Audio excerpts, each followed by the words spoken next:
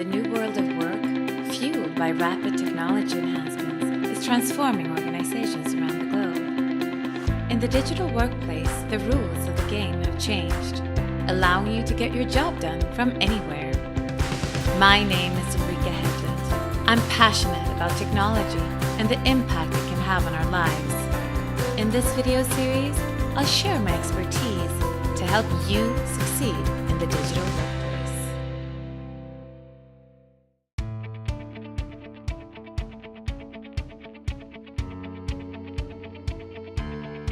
To succeed in your career, you need to be visible and let people know about your work.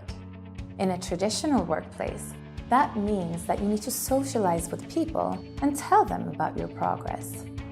In the digital workplace, the way to get into the spotlight is to share information online. Sharing information, even if it's just work in progress, signals to others that you're engaged and that you're switched on. However, before you step into the spotlight and start sharing information, you need to clean up your digital closet.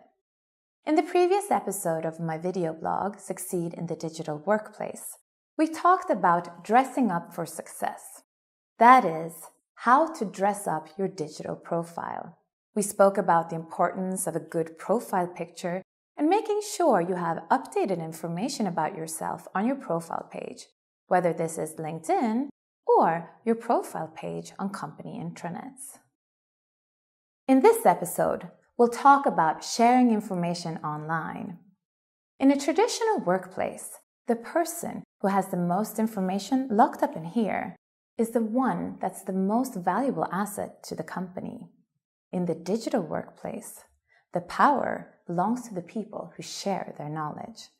However, you don't want to be sharing your kids' birthday invitations or your holiday pictures with your colleagues. So before you start sharing, follow these tips for how to clean up your digital closet. Firstly, you need to clearly separate between your professional and your personal information. And when I say information, I mean everything. All communications such as email and instant messages, documents, photos, notes, whatever type of digital information you possess. The easiest way to do this is to have two separate accounts, one that you use for work and one that you use for personal stuff. It's totally up to you where you want to set up your personal account.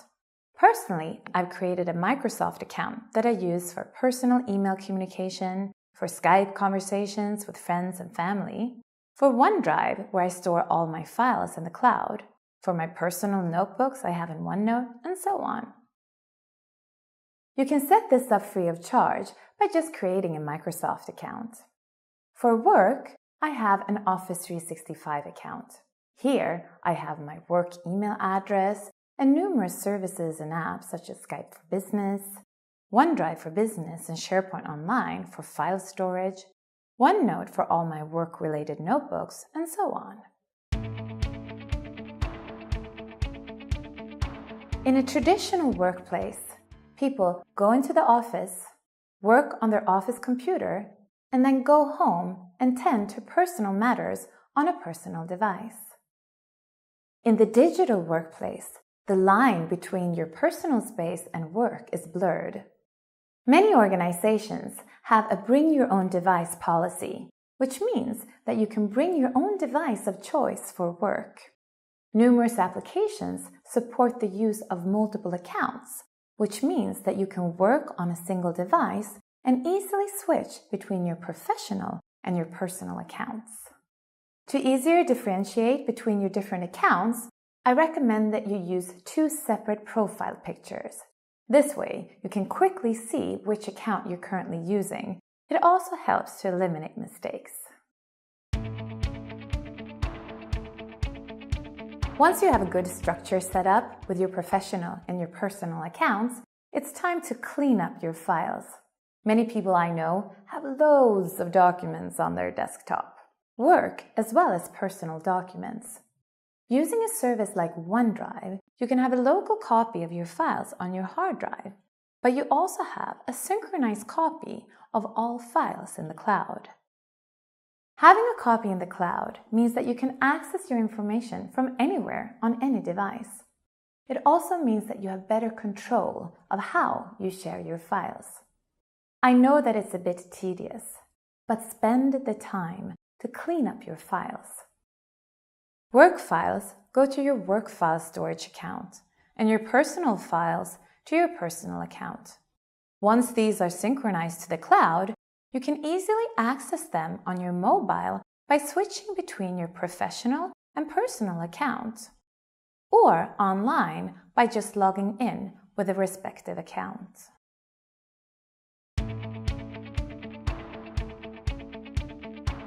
Sharing information in the digital workplace does not mean that you send email attachments to people with the files you want to share. Even though there are still scenarios where you might want to do this, most of the time it's not a best practice. For one thing, an attachment provides you with a snapshot copy of the file. This gets outdated as soon as someone makes changes to the original document. Also, you have no idea who might be interested in the information or who might benefit from it now and in the future. So instead of sending the document as an attachment, make it available for others to find. But before you start sharing, you need to understand how sharing and permissions work. In Office 365, a best practice is to save team and project-related files in a SharePoint document library. In general, if there's no sensitive information, I recommend that in addition to sharing the information to the members of the site, that you make the information visible to everyone in the organization. That way, you increase transparency and you limit the risk of others reinventing the wheel. For work files that aren't related to a specific initiative, you can use OneDrive for Business. By default, all files saved to OneDrive for Business are visible only to you. Here, I recommend that you create a folder and name it something like Shared with Others, where you make everything visible to your coworkers. Unless the information is for your eyes only or for a limited set of people, use this folder to save all your documents.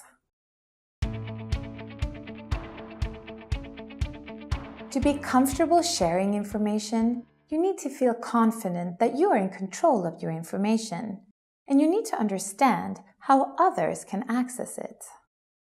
If you share files in SharePoint or in OneDrive for Business in Office 365, these files are visible to everyone that you've given permission to.